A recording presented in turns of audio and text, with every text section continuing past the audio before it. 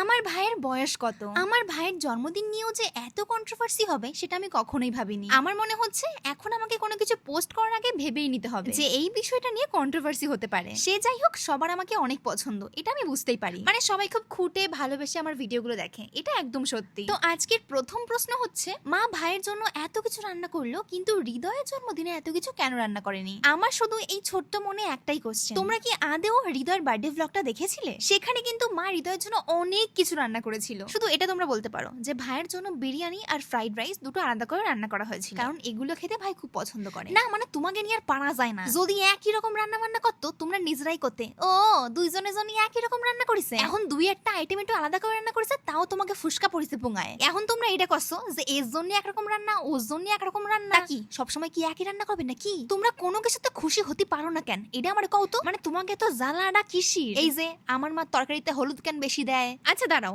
এই ব্যাপারটা নিয়ে আমি দেখি অনেকেই কমেন্ট করো যে আমার মা মনে হয় তরকারিতে অনেক বেশি হলুদ দেয়। দেখো ব্যাপারটা হচ্ছে, আমরা যে লাইটটা ইউজ করি ভিডিও শুটের সময়, মানে আমার মায়ের ভিডিও, ওই লাইটে একটু বেশি মনে হয় যে হলুদ হলুদ, কিন্তু অ্যাকচুয়ালি তরকারির রংটা হয় একদমই নর্মাল। যদি এমনটাই না হতো, দেখো আজ পর্যন্ত আমার বাড়িতে প্রচুর আমার বন্ধু বান্ধবীরা এসছে আর সবাইকে আমার রান্না করে খাইয়েছে, তাহলে কেউ একজন কমপ্লেন করতেই পারতো যে কাকিমা তুমি খুব বেশি হলুদ দাও। এটা কিন্তু মোটেও নয়, ক্যামেরায় হয়তো একটু অন্যরকম লাগতে পারে। তো প্লিজ এই নিয়ে আর কোনো উল্টোপাল্টা কমেন্ট করো না, কারণ দেখো আমার মা সারাদিন বাড়িতে অনেক কাজকর্ম কমপ্লিট করে একটু সময় বার করে তোমাদের জন্য ভিডিও বানায়, তো ব্যাপারটাকে একটু অ্যাপ্রিশিয়েট করো, তাহলে আমি খুশি হব। তারপরে কোশ্চেন হচ্ছে, আমার ভাইকে আমি এইসব গিফট কেন দিয়েছি, ভালো কিছু গিফট দিইনি কেন? আমি এখনো বুঝতে পারি না তোমাদের চোখে ভালো গিফট মানেটা কি। আর তাছাড়াও এইসব গিফট কিন্তু ছিল ট্রেলার, মেইন গিফট তো এখনো বাকি আছে সোনা, তো একটু দাঁড়াও, সেগুলো তোমাদের সঙ্গে শেয়ার করবো। এবার তারপরে কোশ্চেন হচ্ছে, তুমি হৃদয় দাকে এতগুলো গিফট দিয়েছো আর হৃদয় দা তোমার ভাইয়ের জন্মদিনে একটা টি শার্ট আর একটা প্যান্ট দিল। মানে সত্যি তোমাদের কি যে বলবো,